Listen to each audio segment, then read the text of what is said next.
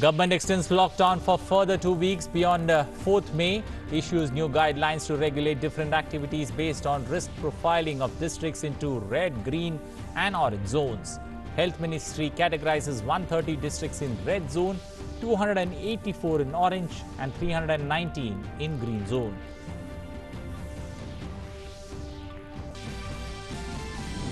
All metro cities including Delhi and Mumbai declared as red zone. Containment areas to include red and orange zones will have intensified surveillance protocol with contact tracing and house-to-house surveillance. Also to have provision for home and institutional quarantine of high-risk persons.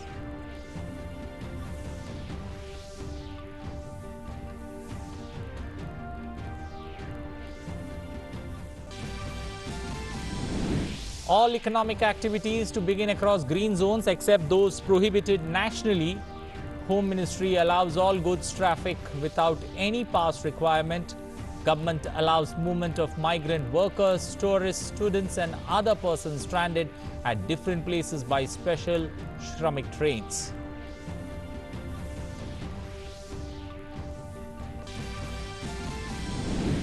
Prime Minister Narendra Modi holds comprehensive review meetings on civil aviation, power and education sector, discusses reforms for enhancing efficiency of the power sector, also reviews strategies for making civil aviation sector more efficient.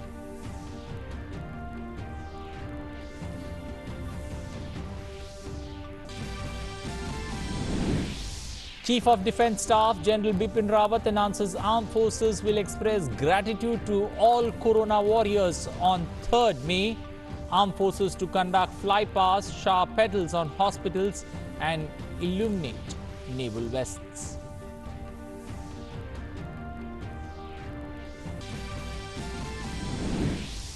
Active COVID-19 cases across India rise to 25,148. with 9,064 recoveries and 1,152 fatalities. Maharashtra, Gujarat and Madhya Pradesh remain worst hit. Health Minister urges all to follow social distancing norms at all times. And coronavirus cases continue to spiral up across the world.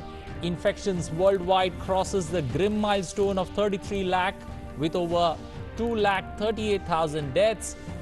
US grants emergency approval to experimental drug Remdesivir. Good morning. Welcome to English News. I am Anil Thomas. Now for the stories in detail. After a comprehensive review and in view of the lockdown measures having led to significant gains in the COVID-19 situation in the country, Ministry of Home Affairs, that's the MHA, the Government of India, have issued an order under the Disaster Management Act 2005 to further extend the lockdown for a further period of 2 weeks with effect from May 4th.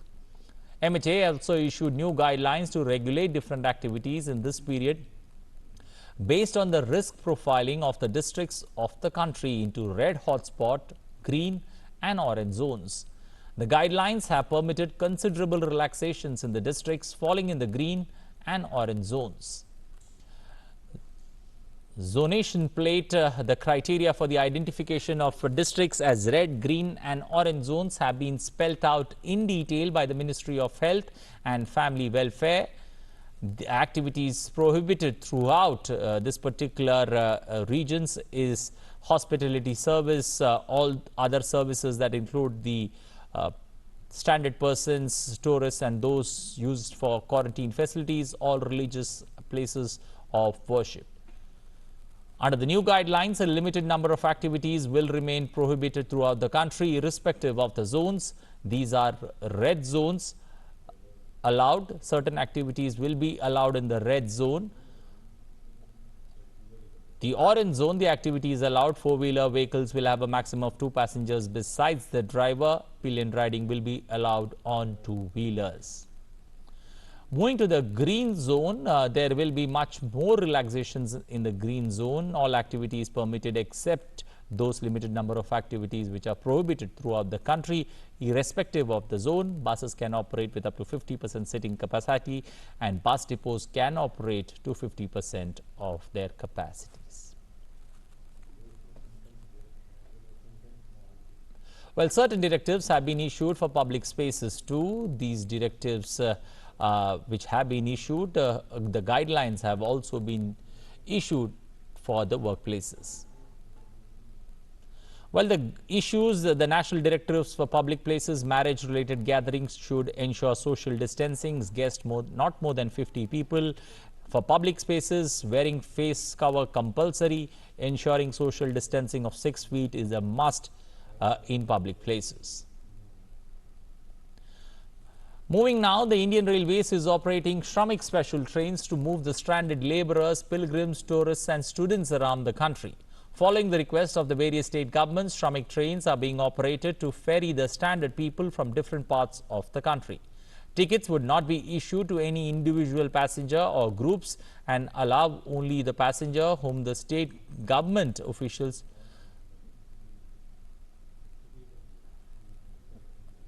Well, this is the national directive for workplaces, ensure social distancing and company transport. Face cover is a must there when it comes to the directives given for workplaces.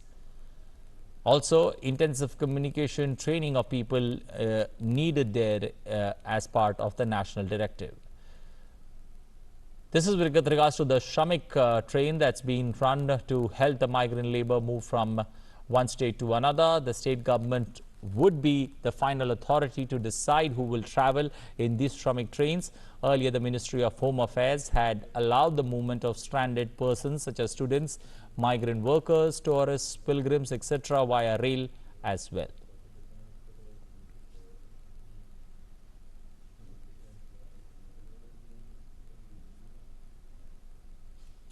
Prime Minister Narendra Modi held a comprehensive meeting to review the strategies that could help in making India's civil aviation sector more efficient. It was decided that the Indian airspace should be effectively used in such a manner that the flying time is reduced, benefiting the traveling public and also helping the airlines to save cost in close cooperation with the Department of Military Affairs. For generation of more revenue as well as to bring in more efficiency at the airports, the Ministry of Civil Aviation has been asked to expedite the process of handing over of 6 more airports on PPP basis by commencing the tender process within 3 months. The eDGCA project was also reviewed. This project would bring in more transparency in the DGCA's office and help all stakeholders by reducing the processing time for various licenses and permissions. It also decided that all the reform initiatives taken by the Ministry of Civil Aviation and the organizations under it should proceed in a time-bound manner. The meeting was attended by the Home Minister, Finance Minister, MOS Civil Aviation, MOS Finance and senior officials of the Government of India. Prime Minister Narendra Modi held a detailed meeting on the power sector and took stock of the impact of COVID-19. He also discussed various long-term reforms for enhancing sustainability, resilience and efficiency of the sector. The discussions included measures regarding ease of doing business, propagation of renewables, flexibility of supply of coal, a role of public-private partnership and boosting investment in the power sector. Prime Minister underlined the significance of the power sector in propelling the economy. The need for effective enforcement of contracts for attracting private investments was discussed. He emphasized the importance of consumer centricity and directed to work towards the goal of supplying 24/7 quality and reliable power to all consumers. Measures for improving viability of distribution companies, including tariff rationalization and timely release of subsidies along with improved governance, were also discussed. The meeting was attended by Home Minister, Finance Minister, Minister of State for Power, Skill and Minister of State for Finance along with senior officials of the Government of India. Prime Minister Narendra Modi held a meeting to deliberate on the issues and reforms required in the education sector, including the National Education Policy, that's NEP. Special emphasis was given on the use of technology in the education sector and enhancing learning and adapting by the use of technology such as online classes, education portal and class-wise broadcast on dedicated education channels. The focus was on bringing uniformity in education, providing universal access to quality education, improving the quality of elementary education through a new national curriculum framework that focuses on multilinguistic 21st century skills, integration of sport and art, environmental issues, etc. The use and promotion of technology in various modes of education at school and higher levels were discussed in detail. That is the online mode. TV channels, radio, podcasts, etc. were also discussed, reforming the higher education scenario by making Indian education system at par with the highest global standards, making education effective, inclusive, contemporary, rooted in the Indian culture and ethos. Overall, the emphasis was given on early childhood care and education, foundational literacy and numeracy, adapting contemporary pedagogy and preserving the cultural and linguistic diversity of India with a special focus on early vocationalization of education. It was decided to usher in education reforms to create a vibrant knowledge society by ensuring higher quality education to all, thereby making India a global knowledge superpower. To achieve all these goals and to ensure efficient educational governance, extensive use of technology, including artificial intelligence, will be promoted. The armed forces will express their gratitude to all corona warriors by conducting flypasts, showering petals on hospitals treating COVID-19 patients and illuminating naval vessels.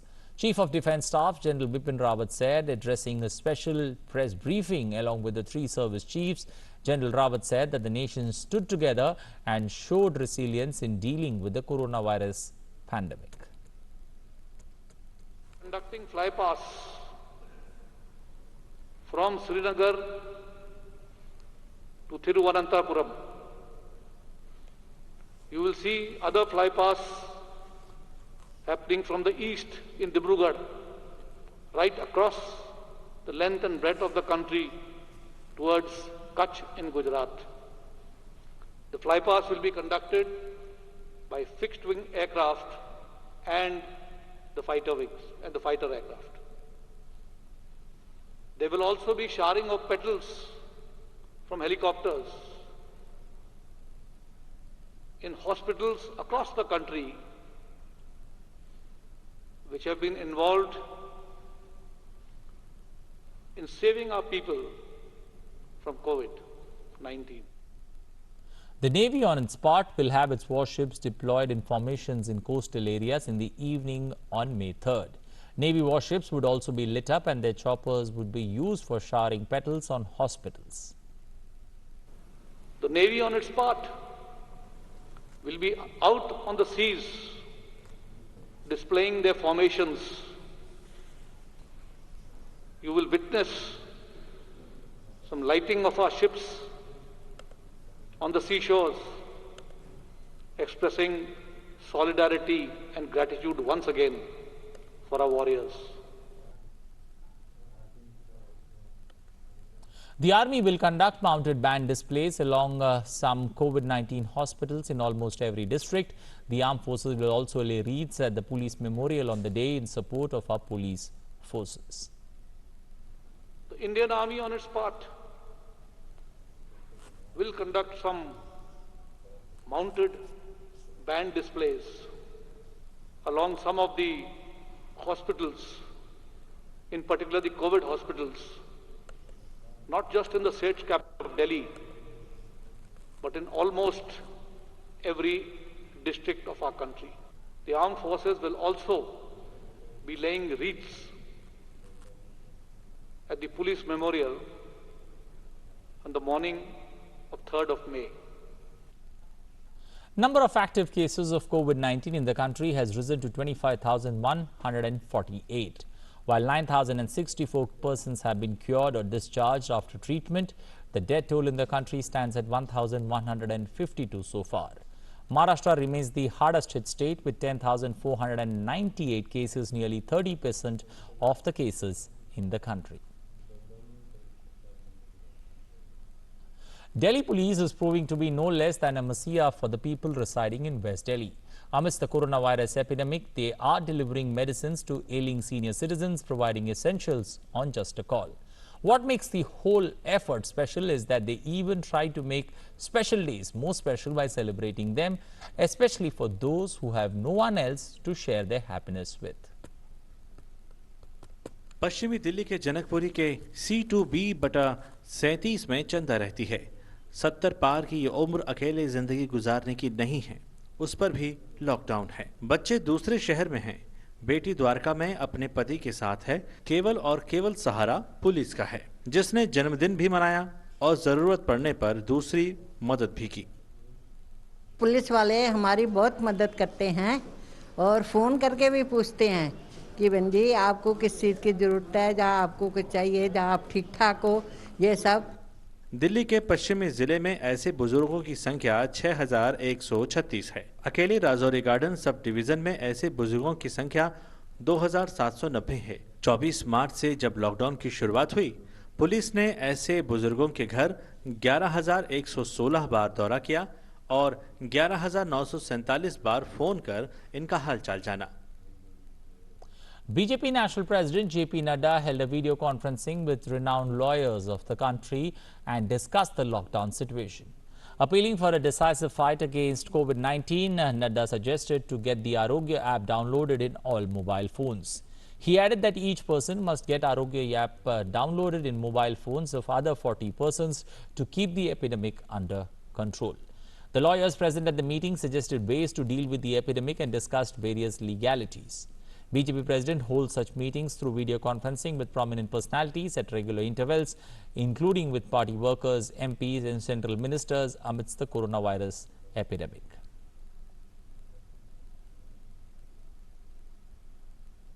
Moving to international stories, US President Donald Trump has said that the US Food and Drug Administration has granted authorizations to Gilead Sciences Inc. for emergency use of its experimental antiviral drug remdesivir to treat patients with COVID-19. Gilead has donated 1.5 million vials to the drug to help patients. President Trump also expressed hope that the United States will come in under 1 lakh lives lost due to coronavirus. So far, the number of known infections nationwide has climbed to well over 11 lakh, including 64,789 deaths. Meanwhile, in New York, all state schools would stay closed for the rest of the academic year due to COVID-19. The city governor announced this even as hospitals and the daily death toll fell to their lowest level in more than a month. Moving on, the World Health Organization WHO chief has reconvened the emergency committee to review the evolution of the COVID-19 pandemic. The committee in its meeting had unanimously agreed that the outbreak still constitutes a public health emergency of international concern. Briefing the media, the WHO chief said he had grave concerns about the potential impact of the disease as it starts to accelerate in countries with weaker health systems. Tedros said that the WHO would continue working with countries and partners to enable essential travel needed for pandemic response, humanitarian relief and cargo operations, and for countries to gradually resume normal passenger travel. Recognizing that some countries are beginning to consider easing lockdown measures, the WHO said it was important that they are constantly on the lookout for a jump in infections and should be ready to put some measures back in place if needed. The WHO has also defended concerns raised over time of declaration of emergency, saying that January 30th declaration was made in enough time for the rest of the world to respond because they were at that stage when only 82 cases of infection and no deaths were reported outside China. The COVID-19 crisis has illustrated that even the most sophisticated health systems have struggled to cope with the pandemic. WHO has grave concerns about the potential impact the virus could have as it starts to accelerate in countries with weaker health systems. The pandemic remains a public health emergency of international concern. Britain has hit its target of carrying out 1 lakh COVID-19 tests a day, the program which is crucial to helping easing a national lockdown, resulting in sending out home tests to a wider number of eligible people. with Prime Minister Boris Johnson saying Britain had passed through the coronavirus peak. A mass testing program to gauge the spread of the virus through the population is seen as a key to any easing of the social distancing measures that have all but shut down the economy and forced millions to stay at home. With 178,685 confirmed cases and 27,583 deaths reported, Britain is said to be one of the worst hit countries in Europe. Ireland, meanwhile, announced steps to ease restrictions and laid out a roadmap for the gradual reopening of the economy from May 18th, if the virus can be kept under control. Ireland instructed people to stay inside almost 6 weeks ago. Acting Prime Minister Leo Varadkar said that all measures must be followed to curb the spread. However, the travel limit to exercise was increased from 2 kilometers to 5 kilometers. Varadkar further said that the economy will be reopened in 5 stages for over 3 weeks. The final stage will conclude in August. However, he mentioned that if situation worsens, the economy may go back a phase. Ireland registered 221 new cases, which marked the lowest daily rise since April 1st. The country has reported more than 1,200 deaths till now. Staying with Europe but moving to Italy, Italy is looking ahead to a second phase of the crisis in which it will attempt to restart the economy without triggering a new wave of infections. As the country gradually eases the lockdown from May 4th, manufacturers, construction companies and some wholesalers will reopen and limited family visits will be permitted. Deaths from the COVID-19 epidemic in Italy climbed to 28,236, while the total number of new infections stand at 207,428 people. Italy has the second highest death toll due to COVID-19 in the world after that of United States. Moving to Spain. In Spain, the ease in lockdown measures have allowed people of different ages to let out different times to avoid crowding at major important places. Prime Minister Pedro Sanchez earlier outlined a 4-phase plan to lift the lockdown with a planned return to normality by the end of June. However, different areas of the country will progress through stages at different speeds depending on the rate of infection evolving and other criteria like the compliance with social distancing rules. Spain has registered 281 new deaths in the last 24 hours, taking the toll to 24,543 people. The country has more than 2 lakh active COVID-19 cases. Moving on, Kazakh Airlines made their first regular domestic flight in more than a month on Friday, with rows of passengers seated alongside empty middle seats. The first route to reopen was a 90-minute flight between the biggest city Almaty and the capital Nur Sultan. Passengers were required to present certificates confirming they had tested negative for COVID-19, which are valid for a week, and undergo temperature checks at the airport. Also, protective masks are a must for all passengers. Meanwhile, international flights remain suspended apart from special ones bringing home Kazakhis stranded abroad. A state of emergency will continue until at least the 11th of May in the country. However, businesses including banks, logistic firms and factories were allowed to reopen on Tuesday. A small group of worshippers attended the Tariq prayers on Friday in Mecca's Grand Mosque as the COVID-19 lockdown kept the large crowds of worshippers away. The site, usually bustling with people during the Islamic holy month of Ramadan, was deserted apart from security and a small group of worshippers praying. Saudi Arabia eased curfews this week across the country but maintained the lockdown in Islam's holiest places. Saudi Arabia has reported over 24,000 cases of coronavirus and 169 deaths as of now. North Korea's state news agency KCNA reported that leader Kim Jong-un attended the completion of a fertilizer plant in a region north of the capital Pyongyang in the first report of his public activity since April 11th. The agency reported that Kim cut a ribbon at the ceremony on Friday, and those attending the event gave a thunderous applause for the supreme leader who is commanding the all-people general march for accomplishing the great cause of prosperity. In the photos, Kim was seen in the photograph smiling and talking to aides at the ribbon-cutting ceremony and also touring the plant. There have been speculation about Kim's health after he missed the birth anniversary celebrations of the state founder Kim Sung on April 15th. Back home, the latest updates on COVID-19. Number of active cases of COVID-19 in the country has risen to 26,167, while 9,950 people have recovered from the pandemic. The death toll stands at 1,218. The total confirmed cases stand at 37,336. Maharashtra remains the hardest hit state with 11,506 cases, nearly 30% of the cases in the country. Well, that's all we have time for in this edition of news. But remember, you need to follow the social distancing norms. You need to stay safe. You need to stay indoors, and you need to be positive. Bye-bye.